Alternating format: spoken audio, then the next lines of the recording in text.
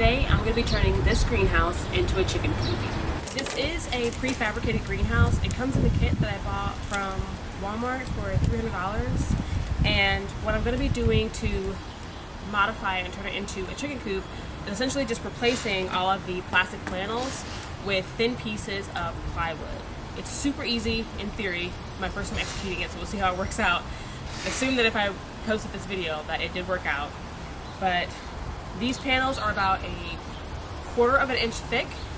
They're 23.5 inches wide, and this particular one is 53 inches tall.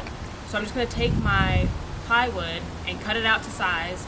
I got 1/4 inch utility, it's a 1/4 inch sanded utility panel from my local hardware store. The way that this greenhouse works is that these panels slide into a series of metal pieces like this.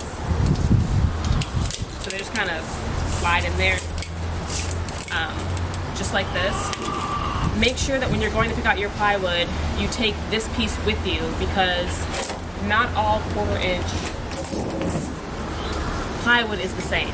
So there's one that's at a 1/4 inch that was too thick to fit in here just by like a hair, and the one that I bought is interior grade, but it does fit into these slots. And the way that I'm going to deal with it being interior grade as opposed to exterior grade is I bought barn paint. Yeah, I was going to say barn wood paint. It's not barn wood paint. It's just barn paint in general. So it's a heavy-duty exterior paint that is designed to waterproof your wood to make it last outdoors for an extended period of time. And that's basically all you need.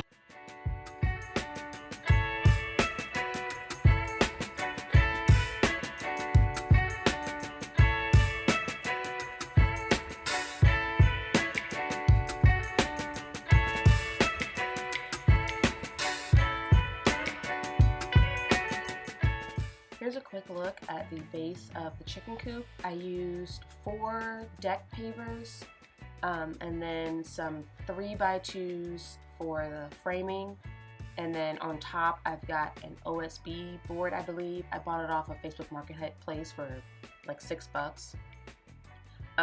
One thing that I do not have is video of me putting the entire thing together, the actual housing of the chicken coop. And the reason behind that is because it ended up being a royal pain. The boards were such a snug fit into the metal sliding pieces that after I painted it, it just did not slide in evenly. So I ended up having to sand a lot of it down and use a mallet to just bang everything in place. It took me a couple days to do it, but once I finally did get it, it turned out pretty good. But just for future notice, if anyone tries to do this with the way that I did, just keep in mind that putting the paint on your wood paneling might change how everything fits together.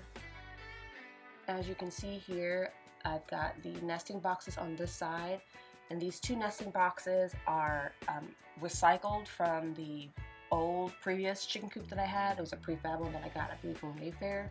I've got to find out a better lid situation. I do have 2 pieces of wood underneath these little things, but there's a slot in between them, so I don't want moisture to get in. That's why I have the old lids on top, and I can't fit the old lids on top because there's like those little rails in between them. Also creates a bit of a gap. Then I put in vents on both sides. For the front, I have not painted that bottom piece for the reason I said before. But then I left the original greenhouse panels at the top of the door and at the peaks of the chicken coop. That way it allows a lot of light in. The door does stick a little bit, but I think that's just because everything's a tight fit. However, that works in my favor because the door for the normal greenhouse does have a tendency to just fly open sometimes. And then you can see I've got the rails in there, the roosting bars for the chickens. Those are also recycled from the old greenhouse. And that's Cersei. She's our lead, our head hen, looking for a chance to escape.